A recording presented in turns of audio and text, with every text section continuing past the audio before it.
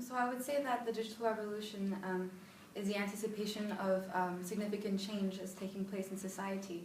And in my opinion, universities should be trying to adapt or at least predict the way in which the digital revolution will be going by providing a vision to the students to aspire to. Yeah, especially in that digital context. So the idea that perhaps the digital environment is a place where learning can happen rather than just necessarily a source of content that I consume to get my assignments done. So I've used the term transactional to describe the expectations students have about simply using the kind of services and information that's on offer at university. So how do I log on to systems? How do I make sure I've got my course calendar? You know, all the bits and pieces of information that I need just to function as a student. And you know, those expectations about transaction are set in all kinds of ways, but students have quite high expectations that they'll be able to use their personal devices, that they'll be able to access things the way they want to, that everything will be just a blink away.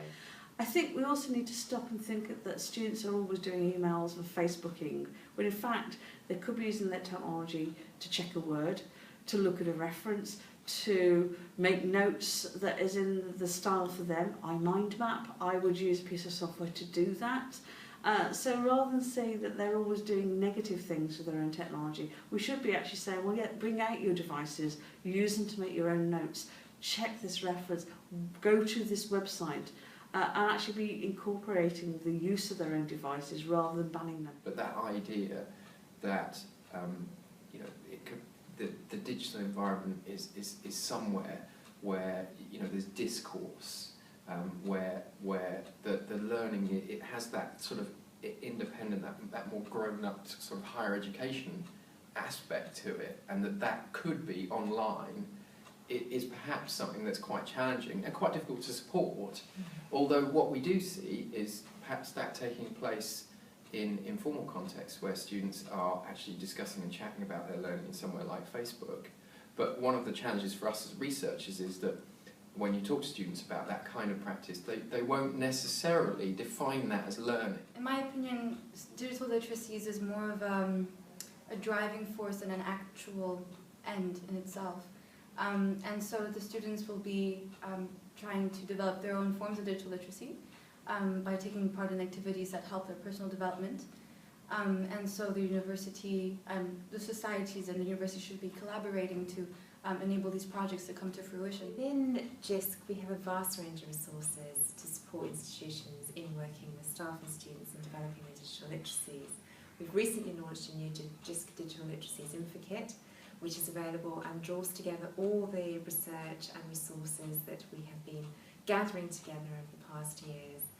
Lots of useful links and guides for staff and students on how to develop their digital literacy skills, and also some institutional toolkits to support institutions moving forward with developing their strategies around digital literacies. It's such an important area and one that really needs a cohesive approach to be taken forward in an institution. So lots of things there for various different roles to come together and explore. I think it's about talking to students, and it's about recognising that students may have greater abilities than an institution has, and that we don't always see that it's deficit, and that we force people into a particular way without really giving them the rationale behind what we're asking them to do and the way that we're asking them to do it. I've conducted research for my dissertation in this area, and I have seen a lot of links between discourses in development and supranational organizations who are, you know, the UN, the EU, the OECD, the World Bank, who are actively taking part in designing the discourse of a future that we can aspire to through the use of technologies. And so it's made me really interested in public policy, in diplomacy, and in development initiatives, which is also going through quite a major overturn in its goals as well. So I would think that I'd like to take part in kind of higher level decision making concerning what direction we want to take the digital revolution, really.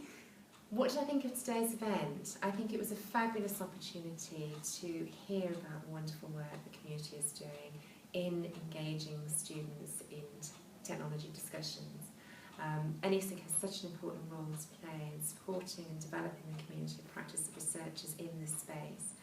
And I think more and more importantly, students are being recognised as being far more active partners in research in this space. And I think ELESIG is very much key to sort of driving that agenda forward.